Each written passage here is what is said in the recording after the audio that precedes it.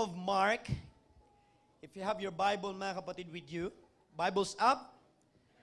Mark chapter number 8, verse 36, and we will read another passage of scriptures in 2 Peter chapter 3, verse 9. Amen. Again, Mark chapter number 8, verse 36, and 2 Peter chapter number 3, verse 9. And salamat din sa ating Panginoon sa habang si Brother Gerald, we miss you, Brother Gerald, ay wala pa habang siya nagtitraining, mga kapatid. And meron po tayong kapalit pansamantala na base, mga kapatid, amen. Sa tulong ng ating Panginoon, Sister Glinda Imarga, mga kapatid, palagpakan natin ating Panginoon. Hallelujah. And also, mga kapatid, amen. Salamat din po na si Brother Japet Likmuan nandito, si Brother Christian. Sila din po ay taga-Bayugan, mga kapatid. We are happy to see everyone, mga kapatid. Mark chapter number 8, verse 36. Now, this verse is very familiar, mga kapatid. Amen. I would not say common. Amen. Hallelujah. For what will it profit a man if he gains the whole world and loses his own soul? Sa Tagalog, sapagkat ano ba ang mapapala ng isang tao makamtan man niya ang buong daigdig? Buong daigdig, ha? Ngunit mapapahamak naman ang kanyang sarili. Basahin ko muli, mga kapatid. Sapagkat ano ba ang mapapala ng isang tao, makamtan man niya ang buong daigdig, ngunit mapapahamak naman ang kanyang sarili. 2 Peter chapter 3, verse 9, New King James Version, mga kapatid, or in KJV. The Lord is not slack concerning His promise. Everybody say promise. As some count slackness, but is long-suffering toward us, not willing that any should perish, but that all should come to repentance. Ang Panginoon ay hindi nagpapabaya. Lahat magsabing nagpapabaya. Sa kanyang pangako, gaya ng inakala ng ilan. Sa halip, nagbibigay siya ng pagkakataon sa lahat, sapagkat hindi niya nais na may mapahamak, kundi ang lahat ay makapagsisi at tumalikod sa kasalanan. Now, sa tulong ng ating Panginoon ngayong umaga, ako po, mga kapatid, ay mangangaral sa topic na nagsasabing the value of one soul. Everybody say one soul. Ang halaga ng isang kaluluwa. Sabi mo sa katabi mo, the value of one soul. God bless you. You may be seated, mga kapatid. Now, God created man as His masterpiece. Lahat magsabing masterpiece. Pag sinabi mong masterpiece, yun po ay talagang hindi kanya hinulaan lang na nilikha. Hindi ka lang niya basta lang, mga kapatid ko, pinorma, kundi pinag-aaralan, pinag-iisipan, mga kapatid. Hallelujah. Kaya ang bawat isa rito na nakikita natin, mga kapatid, yan po ay masterpiece ng ating Panginoon. Ibig sabihin, hindi aksidente ang katabi mo, mga kapatid. Yang kausap mo, yan pong itsura mo, dahil yan po ay pinag-isipan at pinaghirapan ng ating Panginoon. Amen. Hallelujah. Man is the most important. Everybody say important. And precious among His creatures. Sa lahat ng nilikha ng Diyos, mga kapatid, ang tao po ang pinaka-importante. Hallelujah. The reason for this is because he was created in the image and the likeness of God.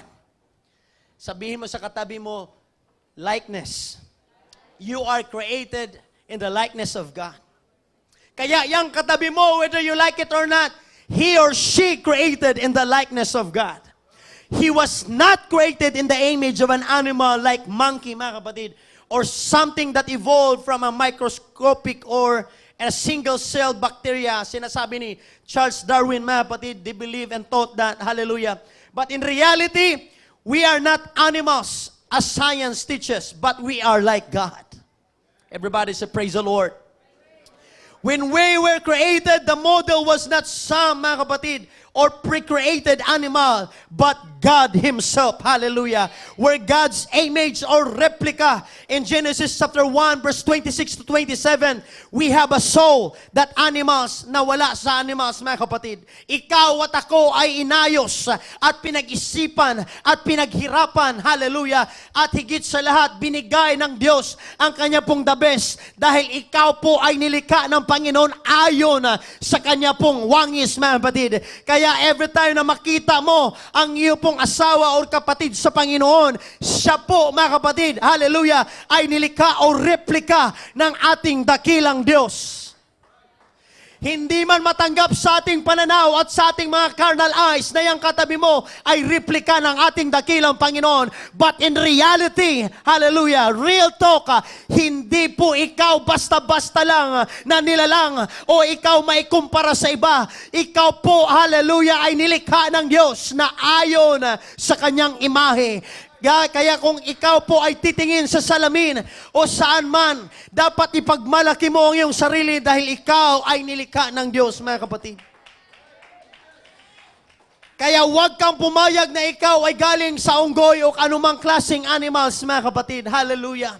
Dahil hindi ka animal, hallelujah. Dahil hindi ka gawa nino mga unggoy or nag-evolve ka lang dyan basta-basta. Ikaw po ay pinaghirapan at pinag-isipan ng Panginoon. Ang sabi ng Bible, before the foundation of the earth, God, hallelujah, amen, bago pa lang nalikha ang mundo, mga kapatid, ikaw nasa isip na ng ating Panginoon. Ikaw at ako ay wala pong aksidente, kaya ikaw nilikha at nadito po naisilang sa mundong ibabaw, mga kapatid.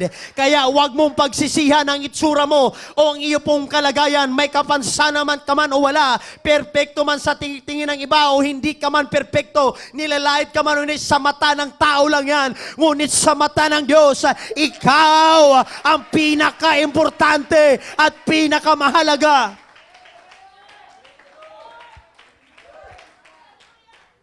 As a complete person, we are composed of body, soul, and spirit. Everybody say body. Everybody say soul and spirit.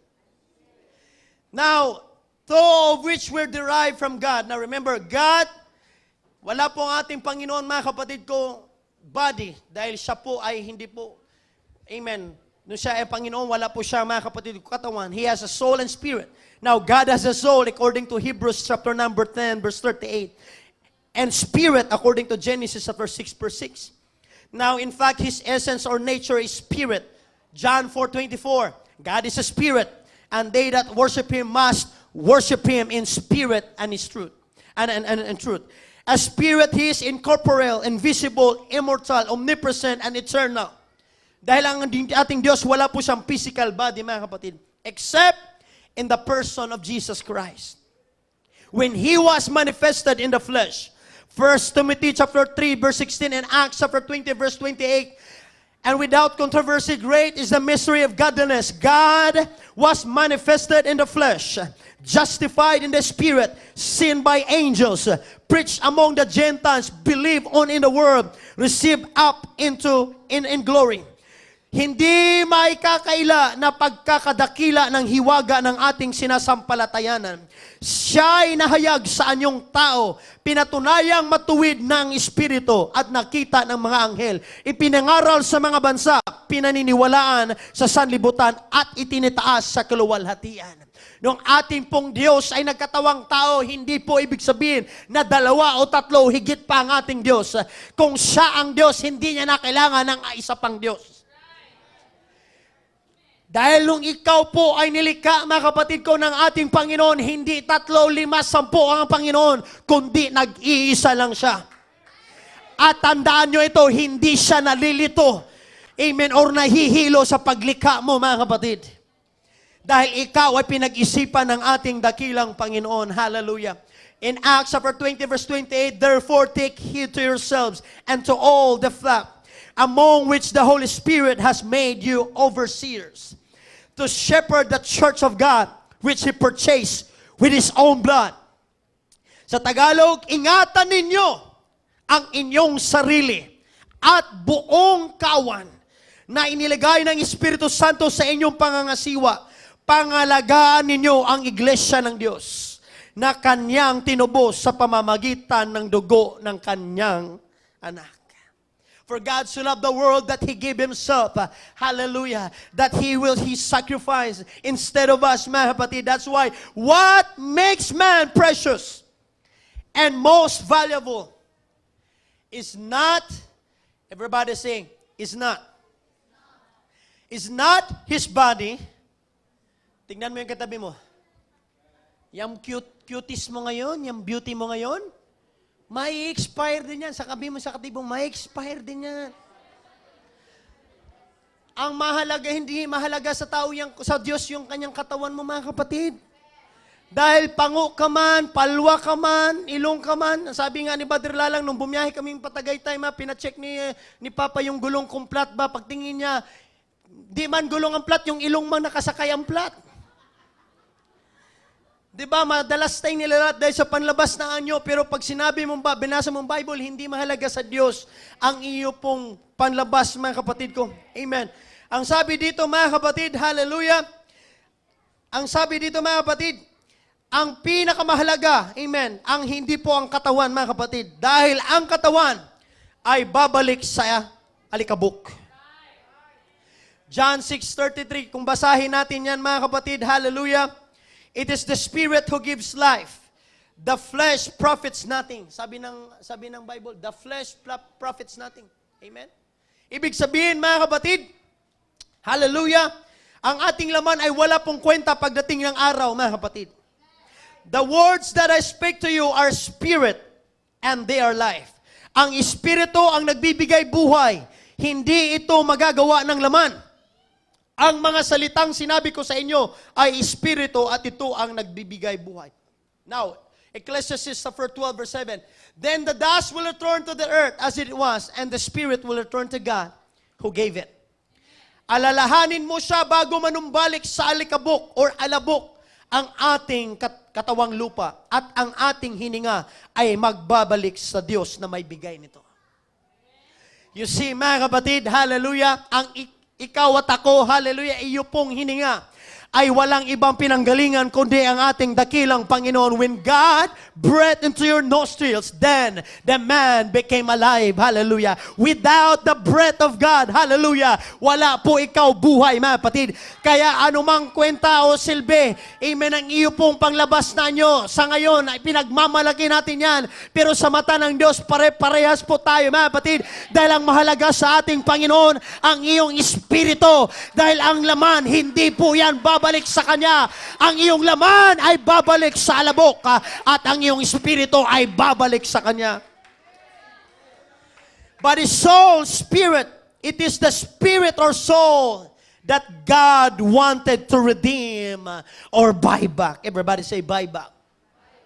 Galing sa kasalanan, mga kapatid. He is not willing that any soul should perish, but that all comes to repentance. Kaya mahalaga sa ating Panginoon, mga kapatid, na bawat isa sa atin ay magsisisi. Walang ibang pinangaral, hallelujah, for the kingdom of God is at hand. Repent! Repent! Repent, for the kingdom of God is at hand. At hindi kalooban ng Diyos na bawat isa ay mapapahamak, kundi magsisi at lumapit sa ating dakilang Panginoong Hesus. Everybody say, lost soul. Lost souls are the reason why God came down and became a man with blood in order to save a man from destruction. Remember this, mga kapatid. Remember this, mga kapatid. Hindi po bababa ang ating Panginoon para maparusahan lang. Kung ikaw ang Diyos, papayag ka ba? Kung bababa ka lang kung wala kang malalim na dahilan, mga kapatid. Why? Hindi siya pupunta at naparito at magkatawang tao, mga kapatid, at maparusahan at mamatay kung hindi po mahalaga sa Diyos ang kanyang gagawin, mga kapatid. But the question is, gaano ba talaga at ano ang halaga o anong cost ng kaluluwa, mga kapatid? Tanungin mo sa katabi mo, what is your worth? Sabihin mo sa katabi mo, magkano ka kaya?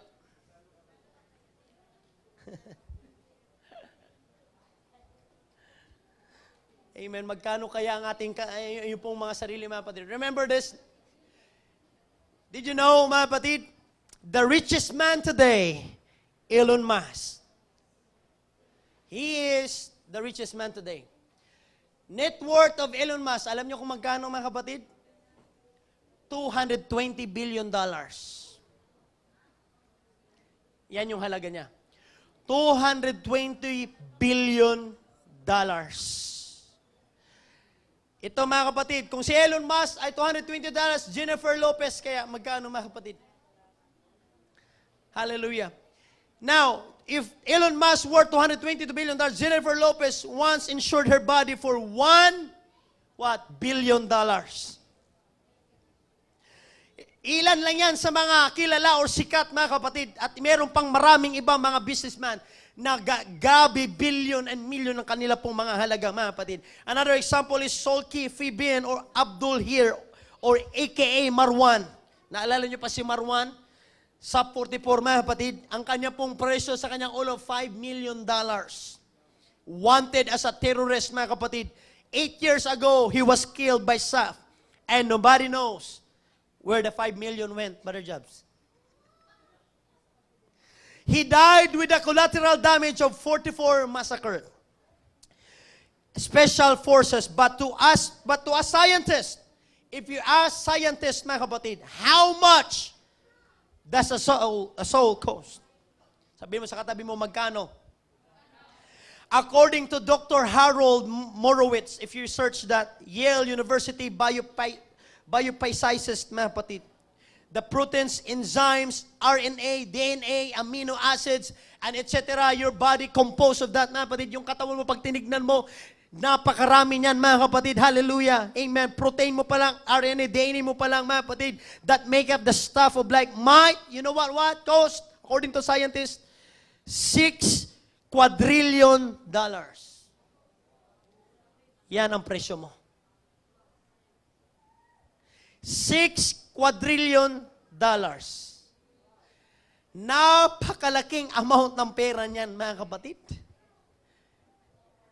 Dahil kahit sinong doktor ang tatanungin mo, sasabihin nila, health is wealth. Hindi nila sasabihin na pera. Hindi nila sasabihin na yung bahay mo, yung sasakyan mo, yung anuman. Your health is wealth. That's why if you ask the scientist, he said, your worth is $6 quadrillion. Wala pang tao na merong ganong salapi. Kahit pagsama-samahin mo ng salapi ng buong sanglibutan, wala pa pong tao na merong ganong kalaki, mga kapatid. But if you ask the scientist, he knows. But if you ask God, mga kapatid, para sa ating dakilang Panginoon, what is the worth of a soul? Anong halaga ng isang kaluluwa? In Mark chapter 8 verse 36, ang sabi ng Bible, mga kapatid, a man's soul is worth more than the whole world. Ladies and gentlemen, yung sarili mo, hindi mo na kailangan pa ikumpara sa bawat isa o sa iba.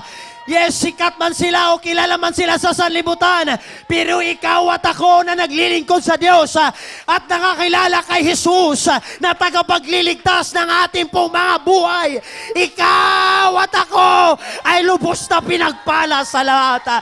Mas mapalad ka kaysa sa kanila. Mas mapalad kaysa sa kanila. Kaya ikaw man ay nakaupo, sa tingin mo wala kang salapi. Sasabihin ko sa inyo ngayong umaga, higit sa lahat ang ating dakilang Panginoon, because your worth is non-comparable, mga kapatid. Kaya nakakalungkot na ikaw at ako, amen, hallelujah, napapahamak o nabibiktima lang tayo ng scam ng sanlibutan. Masyado tayo nagpapapekto ng uso sa sanlibutan na hindi na at nakakalimutan na natin ang ating pong halaga. Kung para sa iba, wala kang kwenta, pero para sa Diyos, mahalaga ka sa Kanya. You see, one soul, hallelujah, hindi po makakumpara, mga kapatid ko, it's more than the whole world. All the wealth of the world is nothing compared to the value of one soul. That's why God came down, became a man, and suffered, mga kapatid. Naintindihan na natin, mga kapatid ko, hallelujah, mga minamahal. Kaya ka tinawag ng ating Panginoon na mga minamahal dahil hindi kanya paghihirapan at pagdurusahan doon sa cross ng Kalbaryo kung alam niya kung wala kang kwenta at wala kang halaga sa kanya. Ngunit sa mata at sa isip ng Diyos, ikaw ay mahalaga. What is a man that thou art mindful of him? Kaya nga ang tanong ni David, bakit Diyos, o Diyos ko, ganun kami kahalaga sa'yo? Ang sabi ng Bible, ni 1 minuto, segundo, hindi ka nawala sa ating Panginoon dahil alam niya ang halaga mo. Ikaw, kung alam mo ang halaga ng bagay na yan at ng tao na yan, hindi mo siya basta-basta papakawalan. Hindi mo siya pababayaan. Hindi mo siya, mapatid, babaliwalain. Bibigyan mo siya ng oras. Bibigyan mo siya ng panahon. Bibigay mo lahat para sa Kanya dahil alam mo, mahalaga siya. Ganon din ang Diyos na nasa itaas. Ang sabi ng Bible, ni 1 segundo, hindi ka nawala sa isip ng ating Panginoon. Ni 1 minuto at araw, hindi ka nawaglit sa Kanyang pag-iisip. Dahil ikaw ay mahalaga sa Kanya.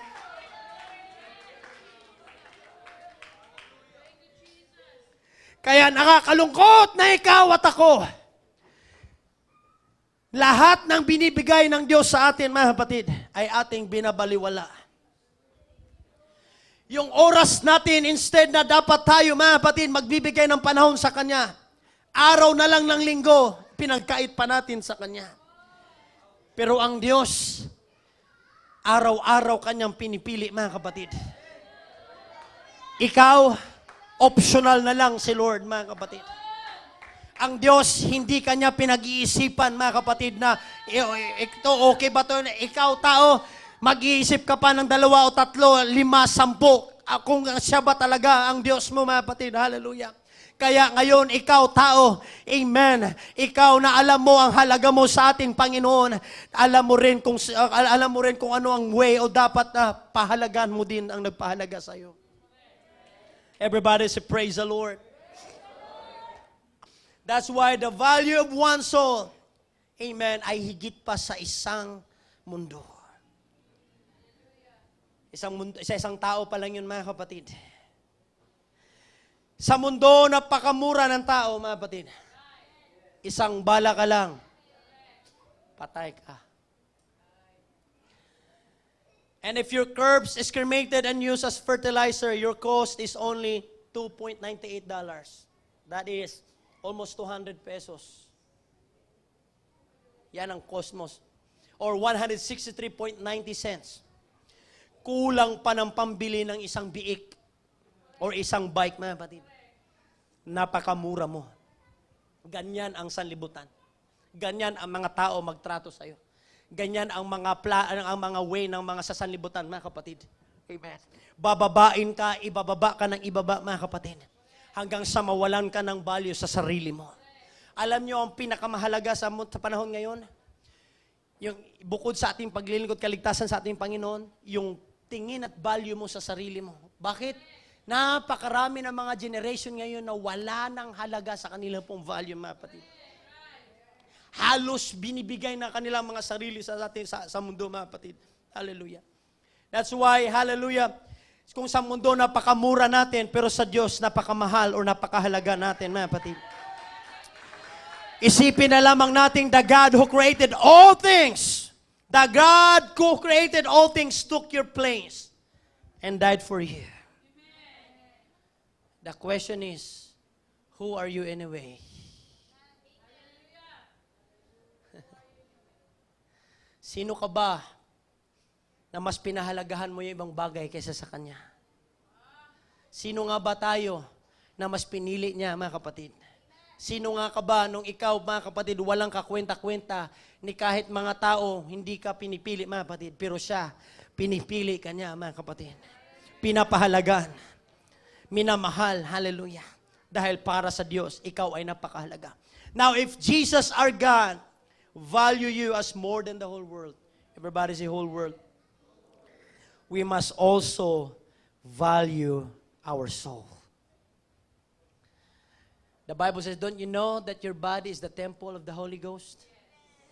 That's the reason why pinapaiwas tayo ng Diyos sa mga bisyo na magkakasira ng ating pong katawan. Lalo na sa mga bisyo na nakaka-addict, mga kapatid. Kaya nga, kailangan natin na madisiplina, pinapaiwas tayo sa mga bagay sa mundo, sa sanlibutan, na ikakasira ng ating pong laman, mga kapatid. Dahil sa Panginoon, ikaw po ay mahalaga, mga kapatid. Hallelujah. Kung binavalue natin ang ating kaluluwa, ganun din ang iba. I-value din natin, mga kapatid ko, amen, ang mga ibang kaluluwa. Especially sa mga makasalanan. We must not be willing that a sinner dies without Christ. Therefore, we must win them for Christ. Ito lang ang lagi nating tandaan. I don't know if you watch General Conference, UPCI, mga kapatid, amen. Dahil kung walang isang tao na nag-win souls o naghayo o nag-disciples, wala ka rin dito ngayon. Kaya anong reason mo para hindi ka maghayo, mga kapatid? God commanded them, God commanded us.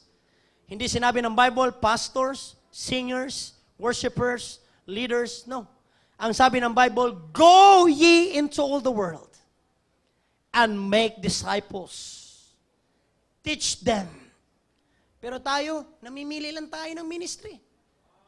Nakalimutan na natin, mga kapatid, our responsibility, our all responsibility is to make disciples and win souls. Kaya nung nagsimula kami ng Unlocking the Bible, mga kapatid, doon po sa bahay, andyan ang Bella family, si Brother Johnny, si Sister Karen, si Sister Charmaine, at iba pa ang kasamahan namin. Ang sabi nila dati, meron silang mga inaatinan, mga kapatid, pero hindi talaga seryoso at wala yung, in other words, they don't have a proper knowledge, understanding, and relationship sa ating pong dakilang Panginoon. Kaya ganun kahalaga ang pagtuturo at pag-share ng ating dakilang Panginoon. Hallelujah. Hindi na ka naman, amen, pinagbabawalan ng sanlibutan eh. Wala namang nagsasabi sa yung papatayin ka pag magturo ka eh. Why? Dahil napapatabunan at tayo po'y nabubulag na ng sanlibutan na mas mahalaga sa sanlibutan, mga kapatid, yung ating pong profile picture na araw-araw na edit, pero yung ating mga pag-uugali, ang babaho, mga kapatid. Mas mahalaga pa sa atin, mga kapatid. Excuse me. Ang ating mga panlalabas na anyo, pero ang ating pong kaluluwa at espiritu ay kalansay na sa ating dakilang Panginoon. Masyado tayong nabulag sa sanlibutan na mga material na bagay mahalaga, mga kapatid. Yes, kailangan natin yan, mga kapatid. At ang pangako ng Panginoon hindi nagkulang, ibibigay niya sa iyo anuman ang pangangailangan mo. Pero ang pinakamahalaga sa ating Panginoon, wala nang iba, ay ang iyo pong kaluluwa na babalik sa ating dakilang Panginoon. We must save the lost at any cost. Everybody say, lost. Everybody say, any cost. Do you still remember, mga kapatid, Pastor Sam, he preached during anniversary.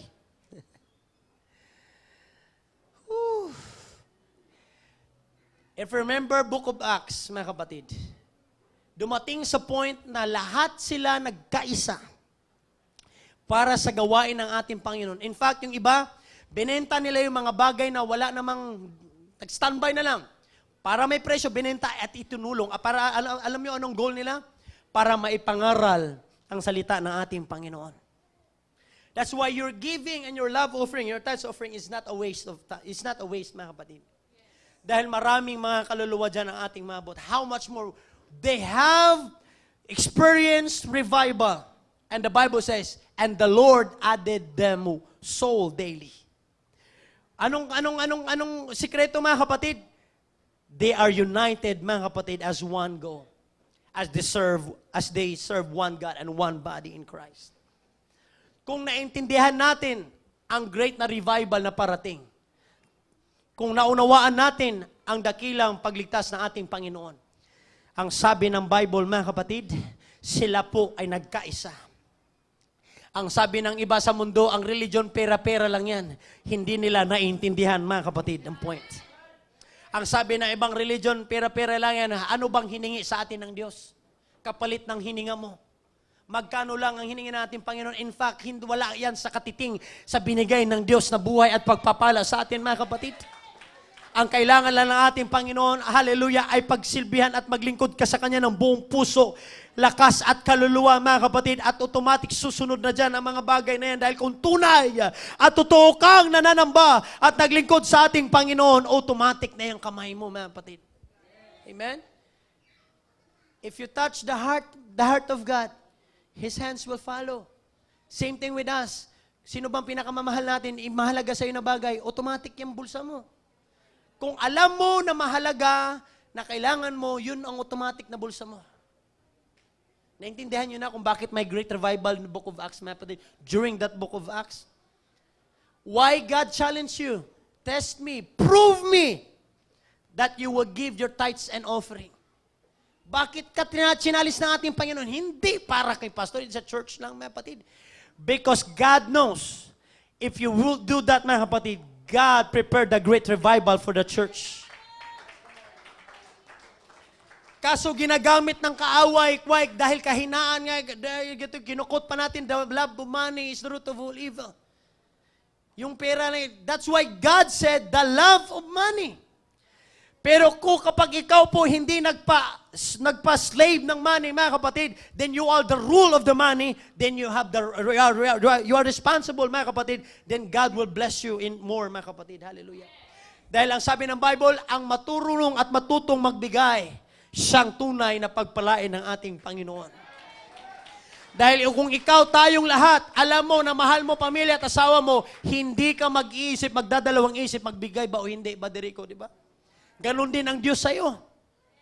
Hallelujah. Kaya huwag mong pagdamutan ng ating Panginoon, mga kapatid. If you want to see a great experience, a great revival, and the soul, mga kapatid, hallelujah, we must win soul at any cost. Hallelujah. We are our brother's keeper, and hell is a terrible place for lost soul. We must therefore snatch them before they land to hell of fire. Remember, hallelujah, nobody will win them except us who have experienced God's saving grace. We are saved to save others also. We are saved to win and disciples others also. We are not here, hallelujah, to just sing and praise and worship, mga batid. Hindi lang yan ang pinaka-purpose mo at responsible mo. Ang iyo pong mahalagang bagay na gampanin ay magligtas ng kaluluwa. Every day, about 180,000 die without Christ. Every day. 180,000 die without Christ. That's why as I preach this, mga kapatid, amen, ito po yung tinuro at pinangaral din sa amin during Summit Evangelism. Salamat sa ating Panginoon, pinrovidean tayo, mga kapatid, dahil sabi ko nga, imposible na ako'y makarating doon dahil sunod-sunod ang gastos, mga kapatid. That's why I said, by faith. Salamat sa sasakyan, mga kapatid ko, hallelujah, pinahirap, pinagkaloob sa atin, tunay nga na ang Diyos, ang sabi ng Bible, I will provide all your needs, mga kapatid. Dahil sabi ko kay Mrs., malabo tayo makarating doon. Ako na lang ang pupunta, mag-commute na lang ako. That's why nung nagsabi ako, mga kapatid ko, sa inyo, ang bawat isa sa inyo nagtulungan. Yung iba din, mga kapatid, at meron kaming unexpected may blessings, mga kapatid, na tumulong din sa amin. At ang sabi ko, napaiyak, napatulo na aking luha, grabe ka, Panginoon, hindi ka talaga nagkulang. Hallelujah. At alam ko, bawat isa sa inyo, mga kapatid, hallelujah, hindi mo dapat, amen, pagdamutan ng ating Panginoon dahil alam ng Diyos kung paano Kanya pagpalain. Kung alam ng Panginoon paano lumikha ng universe, galaxy and another universe, amen, at paano nilikha ang mundo, yung tanong pa kaya kung paano Kanya pagpalain. Kaya kung nagdadalawang isip ka sa ating Panginoon, matakot ka na, mga kapatid. Everybody say, praise the Lord. Dalawang kaluluwa na mamatay kada segundo. Bang, bang, bang. Every seconds, dalawang kaluluwa na mamatay. That is reality, mga kapatid. Every seconds, dalawang kaluluwa na mamatay. Kaya ngayon, tatanungin at sasabihin ko sa inyo, hindi ba natin kailangan ng salapi? Kailangan mo, kailangan natin. Higit sa lahat sa gawain ng ating Panginoon. In fact, hindi kailangan ng Diyos, mga kapatid, ang tulong natin. Kayang kumilos ng ating Panginoon. Pero sino ang gagamitin ng ating Panginoon, mga kapatid? Para tayo matuto, amen, humawak ng pagpapala, mga kapatid. Gayon din sa pagligtas ng kaluluwa. Why? Every 1 second, 2 kaluluwa na mamatay. Sila'y mapupunta, mga kapatid ko, to eternity without the hope of being saved. Why? Because the worst situations in life, hindi yung mamatay ka ng mahirap. Because the worst situations in life, mamatay ka ng hindi mo siguradong ligtas ka. What is the use of material things? What is the use of your houses? What is the use of your insurance? Kung hindi ka insured sa langit, mga kapatid. The suffering of sinners is terrible, and their only chance to be saved is now. Not tomorrow, not next week, next month, now. While they're still alive. Yung katabi mo, yung kapitbahay mo, yung kaklase mo, kailan mo pa sila wiwitnessan? Kailan mo pa sila yayain dito sa church? Kailan mo pa sila sasabihin na mabuti ang Diyos sa'yo? Kailan pa nila sasabihin, o sila ang magsasabi na Kristiyano ka pala? Kailan pa ang panahon, mga kapatid? Or puro lang tayo excuse to gito ganyan? Why? Yung amin pong UTB, mga kapatid, hallelujah, sa tulong ng ating Panginoon, nanganganak, meron pang mga kaluluwa na matuturuan, mga kapatid, and that is the heartbeat of our Lord Jesus Christ. Dahil sa tuwing ikaw ay kikilos at kikilos, mga kapatid, hallelujah, doon mo rin makikita ang pagkilos ng ating Panginoon, lalo na sa pagligtas ng kaluluwa. Everybody say, praise the Lord. Amen. Ang sabi dito, mga kapatid, the command, amen, yung ating pong mga mag-anak, mga kilala, they are waiting for us to tell them about Jesus. You and I are responsible. Everybody say responsible. For their salvation. Dahil bilang miyembro ng katawan ni Kristo, tayo po ay part for fulfilling the Great Commission, mga kapatid. Everybody say Great Commission. Dahil ang mga kamay at kaluluwa ng mga makasalanan ay nasa ating mga kamay, mga kapatid. The command is this, to go and preach the gospel. Kasama sa ating pagsunod. At kapag tayo nag-fail, or na ating pong intentionally na neglect ang ating duty, mga kapatid, ang sabi ng Bible, Christ will hold us accountable for the blood of sinners. Ezekiel chapter 3 verse 17 to 18, ang sabi ng Bible, Son of man, I have made you a watchman for the house of Israel. Therefore, hear a word from my mouth, and give them warning from me. When I say to the wicked, you shall surely die, and you give him no warning.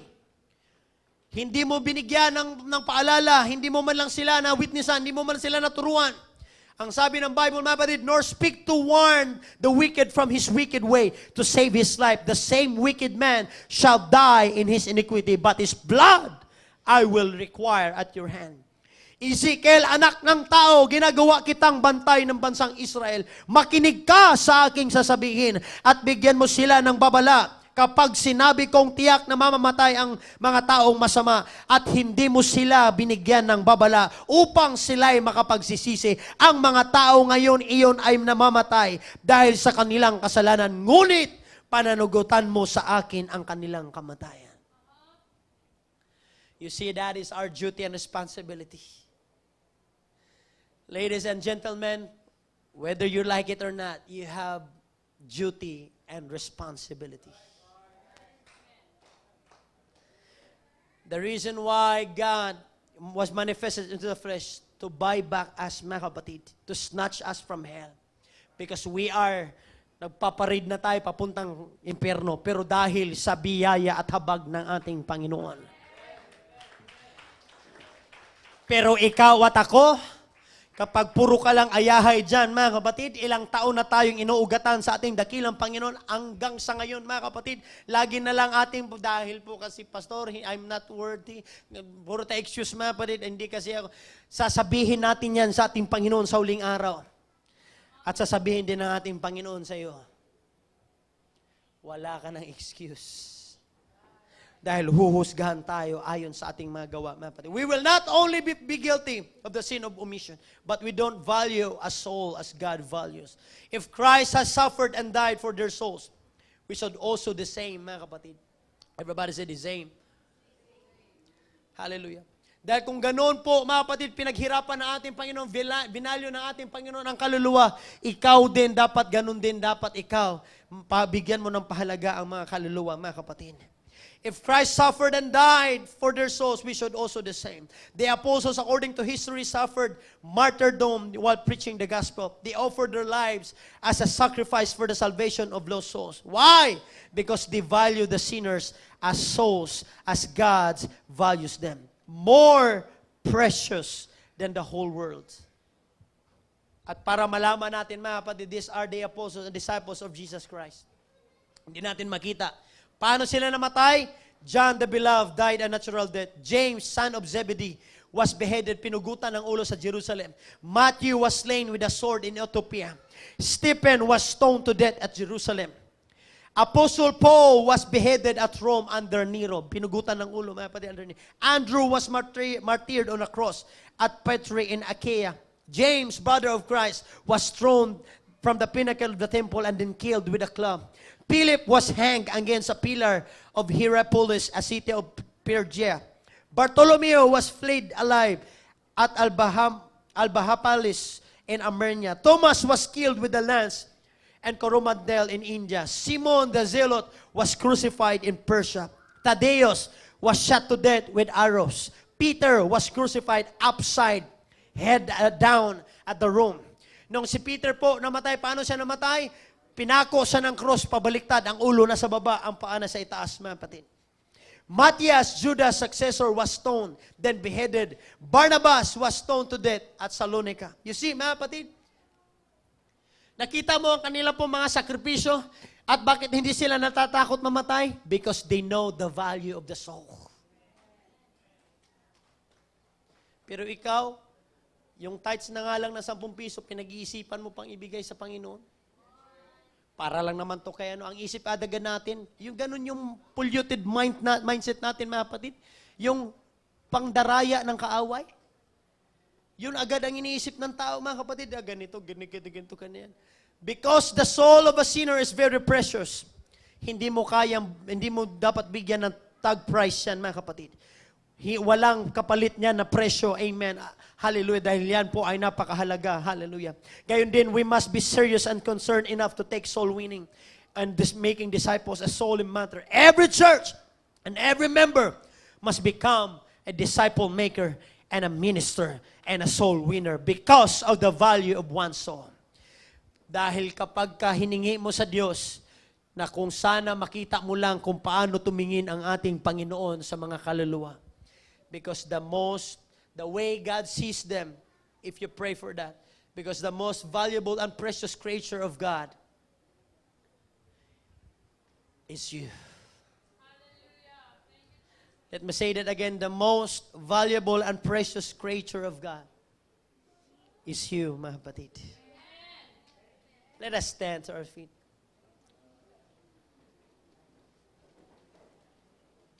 These apostles and disciples, they died as a martyr. Pag sinabi mo martyr, bakit ganyan sila namatay, Pastor John? Dahil sa panahon nila, mga kapatid, papatayin sila pag pinapangaral nila si Jesus Christ. But they continue preach. But they continue witness. But they continue, amen, teach. Hallelujah. In spite na alam nila, they have the knowledge na mamamatay sila, mga kapatid. Why? Dahil ang pangako ng ating Panginoon, you shall receive power after the Holy Ghost will come upon you. Dahil ang tunay na puspos ng banal na Espiritu, sila po ay mangangaral ng salita ng ating Panginoon. Hindi sinabi ng Bible, mga kapatid, amen, kailangan mo munang tumugtog, kailangan mo munang no. Once you are filled with the Holy Ghost, the Holy Ghost will convince you to study His Word, and to share His Word, and to preach His Word, mga kapatid. Hallelujah. Dahil pagdating ng araw, nakakalimutan natin, mga kapatid ko at mga anak ng Diyos, na sisingilin sa iyo ang kaluluwa pagdating ng pagbabalik ng ating Panginoon.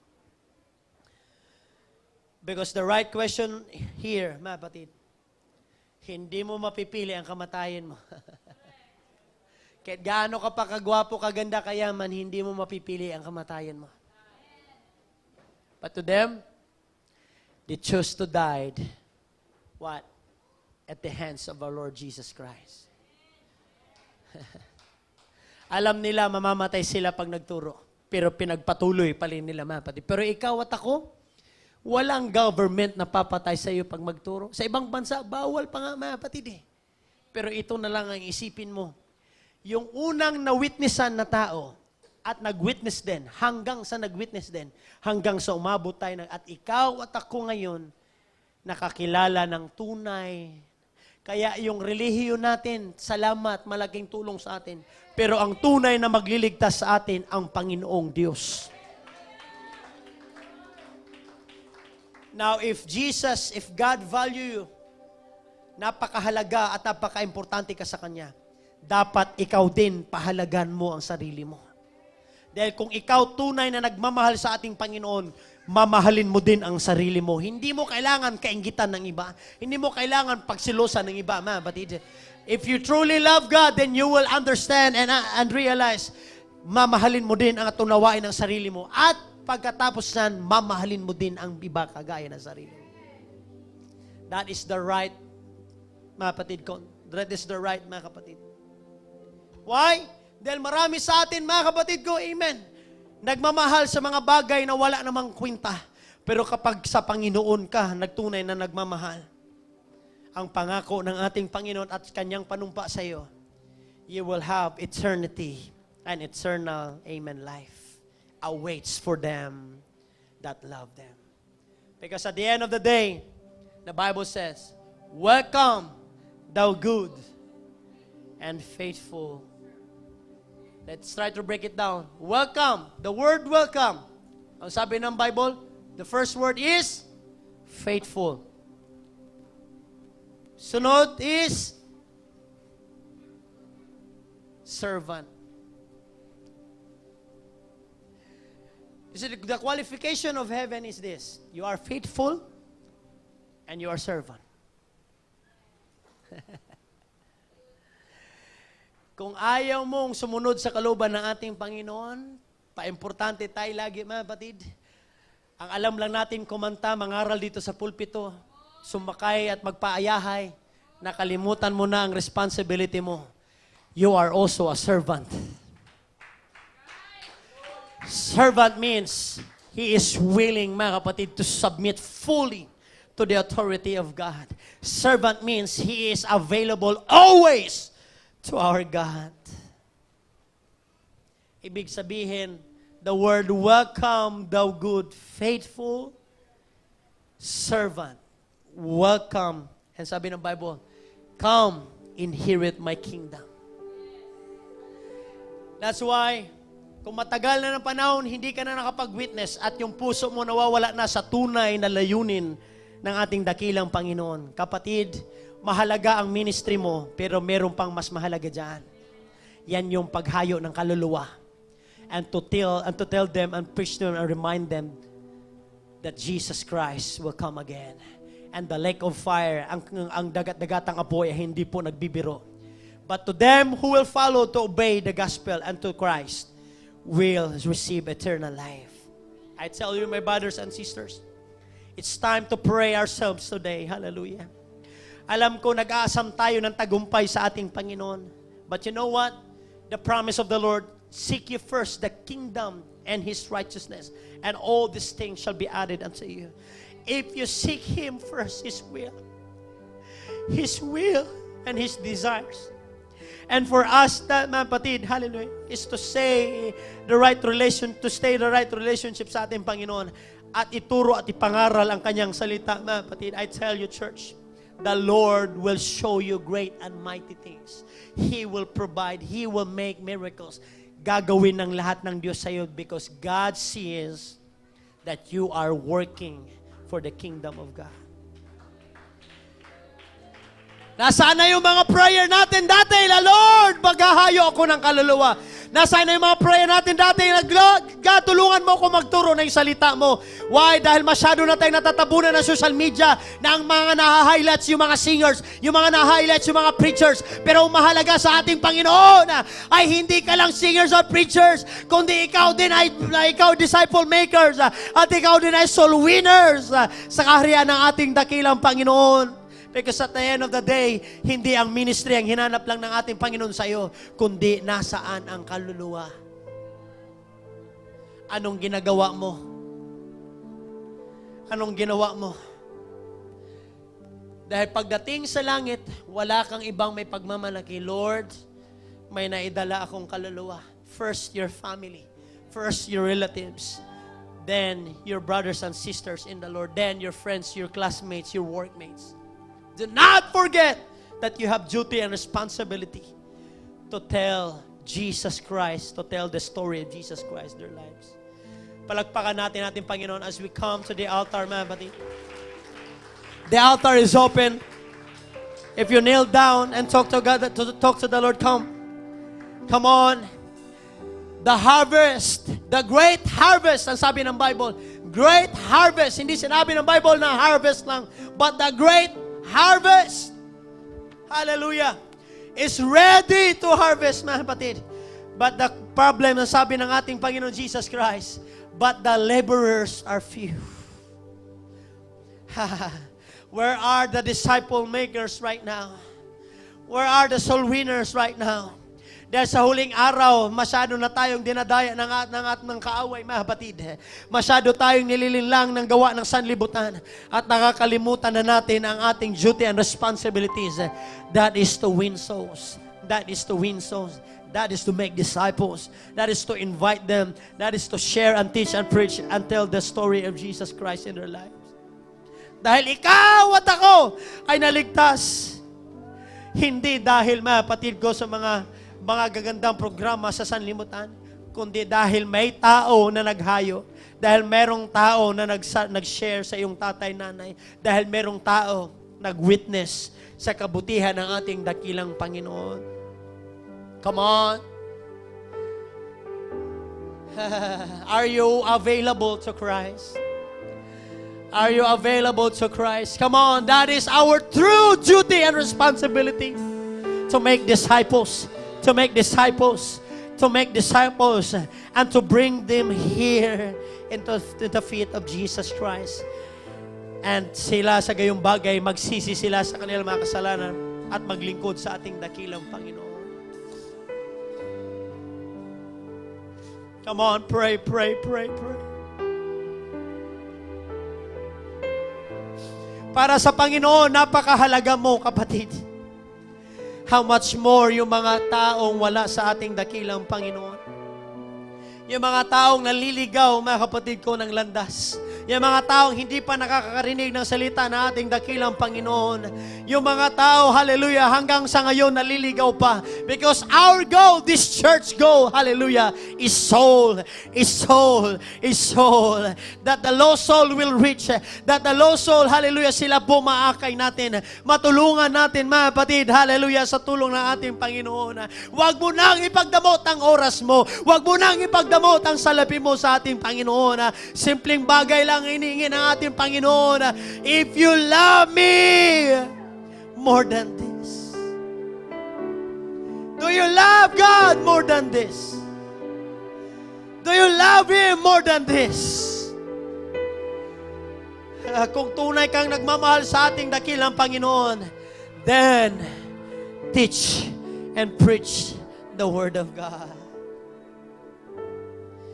Come on, that is your real duty and responsibilities, church. Oh,